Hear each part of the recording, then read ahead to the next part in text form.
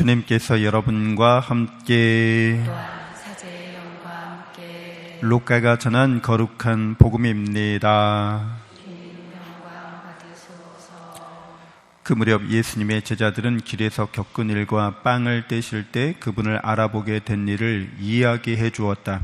그들이 이러한 이야기를 하고 있을 때 예수님께서 그들 가운데 서시어 평화가 너희와 함께 하고 그들에게 말씀하셨다. 그들은 너무나 무섭고 두려워 유령을 보는 줄로 생각하였다. 그러자 예수님께서 그들에게 이르셨다. 왜 놀라느냐? 어찌하여 너희 마음에 여러 가지 의혹이 있느냐? 내 손과 내 발을 보아라. 바로 나다. 나를 만져보아라. 유령은 살과 뼈가 없지만 나는 너희도 보다시피 살과 뼈가 있다. 이렇게 말씀하시고 나서 그들에게 손과 발을 보여주셨다. 그들은 너무 기쁜 나머지 아직도 믿지 못하고 놀라워하는데 예수님께서 그들에게 여기에 먹을 것이 좀 있느냐 하고 물으셨다. 그들이 구운 물고기 한 토막을 드리자 예수님께서는 그것을 받아 그들 앞에서 잡수셨다. 그리고 그들에게 이르셨다. 내가 전에 너희와 함께 있을 때 말한 것처럼 나에 관하여 모세의 율법과 예언서와 시편에 기록된 모든 것이 다 이루어져야 한다. 그때 예수님께서는 그들의 마음을 여시어 성경을 깨닫게 해주셨다. 이어서 그들에게 이르셨다. 성경에 기록된 대로 그리스도는 고난을 겪고 사흘 만에 죽은 이들 가운데서 다시 살아나야 한다. 그리고 예루살렘에서부터 시작하여 죄의 용서를 위한 회개가 그의 이름으로 모든 민족들에게 선포되어야 한다. 너희는 이 일의 증인이다. 주님의 말씀입니다. 그리스도님 참여합니다. 참 예수님, 하느님의 복동이 고맙습니다. 고맙습니다.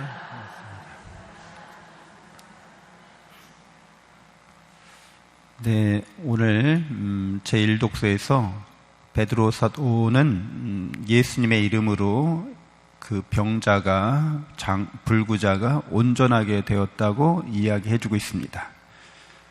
예수님의 이름, 곧 예수님 당신 자신을 가리키시는 것인데 곧 그분의 삶을 드러내는 것입니다. 곧 예수 그리스도는 하느님의 아드님이시고 또 사람의 아들로 이 세상에 오셨다가 죄 없으신 그분이 우리 죄를 대신해서 십자가를 지시고 우리 죄를 용서하시려고 피를 흘리셔서 우리를 죄로부터 구원하시고 죽으셨다가 부활하셨다는 거죠. 곧 그분의 이름은 곧 그분의 삶을 뜻합니다. 불구자가 어떤 죄인이든지 구원받고 온전하게 되는 것은 예수님의 이름, 곧 예수님의 삶으로 이루어진다는 것을 드러내고 있는 겁니다. 그래서 오늘 부활하신 예수님께서 제자들에게 성경에 기록된 대로 그리스도는 고난을 받고 죽었다가 다시 살아나야 한다, 이렇게 말씀하고 계십니다.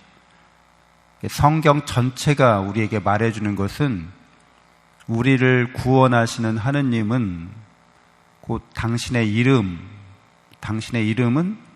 우리를 이 세상에 이렇게 태어나게 하고 이렇게 살아가게 하는 것. 그러나 우리가 이 세상을 살고 있는 것은 하느님께로부터 왔다는 것을 드러내고 있다는 겁니다.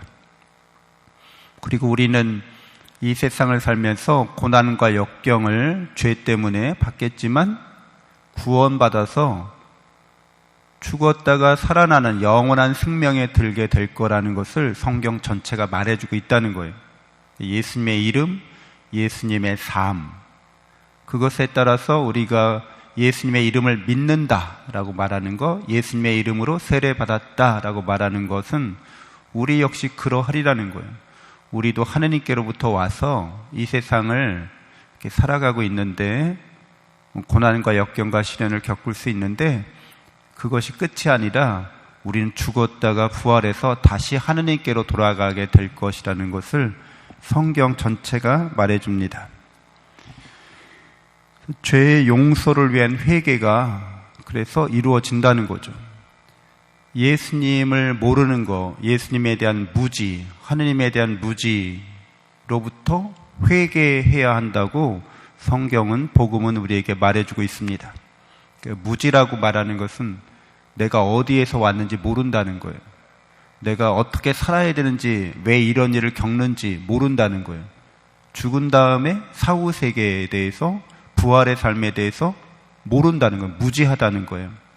그래서 예수님이 우리를 구원하러 오셨을 때 거부한다는 거예요. 배척한다는 겁니다. 그 죄의 용서를 위한 회개가 이루어지는 것, 예수님의 이름으로. 그래서 우리는 예수님의 이름이 곧 우리를 구원하는 예수님에 대한 예수님의 여정, 구원의 여정에 우리도 함께 동참하고 있음을 우리의 삶으로, 이렇게 회개하는 삶으로 드러낼 수 있어야겠습니다. 그래서 예수님의 이름은 그 자체로 힘이 있다는 거죠. 예수님의 삶이 우리에게 구원의 삶이 된다는 거죠. 그래서 예수 그리스도의 이름만을 이렇게 부를 때, 우리가 그분의 삶에 동참하겠다고 할 때 우리는 그분과 함께 이제 동행하고 있는 게 됩니다. 그 구원의 길을 함께 걸어가고 있는 거죠. 그래서 하느님의 이름에 대해서 감추고 또 하느님의 이름을 알리지 않는 것, 다른 나라, 다른 종교에서는 그 신의 이름을 함부로 부르는 것을 이제 엄격히 금하긴 했어요. 그러나 그것은 왜 그러냐 하면 그 하느님의 이름을 통해서 그 신을 조종할 수 있다고 생각했던 거죠. 그래서 이렇게 어떤 신의 이름을 부른다고 말할 때는 그 신을 야훼 하느님이라든가 이렇게 예수 그리스도의 이름이라든가 또 성령님의 이름, 파라클리토스잖아요. 이런 이름을 부름으로써 이제 그 신을 자기가 이렇게 조종하거나 이용할 수 있다고 생각했던 거예요. 그래서 이름은 비밀에 붙여져야 했던 거죠. 그리고 그 이름을 아는 사람들은 이제 이렇게 극소수에 불과했습니다. 보통 옛날에 이런 주술사나 마법사나 이런 사람들이 그런 신들의 이름을 부르면서 다른 사람들 위에 이렇게 군림했던 거죠. 그러니까 이 이야기의 뜻은, 이런 말씀을 드리는 것은 성경 이외에 다른 믿음이나 다른 종교나 다른 신화에서는 하느님의 이름을 감춤으로써 이렇게 마법이나 마술이나 이런 주문을 걸어서 인간의 삶이 죄에 빠지도록 했다는 이야기입니다.